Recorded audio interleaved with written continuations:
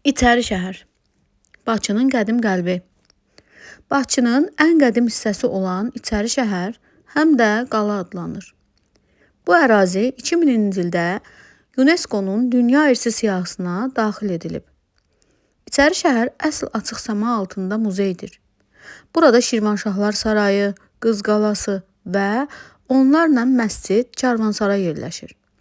Qədim dövrlərdə İçəri şəhər hündür qala divarları ilə əhatə olunmuşdu. Bu divarlar şəhəri düşmən hücumlarından qoruyurdu. Maraqlıdır ki, İçəri şəhərin küçələri çox dar və dolambaçlıdır.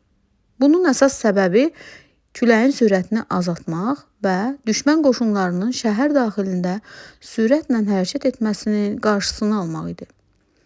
Bu gün İçəri şəhər yalnız tarixi abidə deyil, həm də insanların hələ də yaşadığı canlı bir məkandır.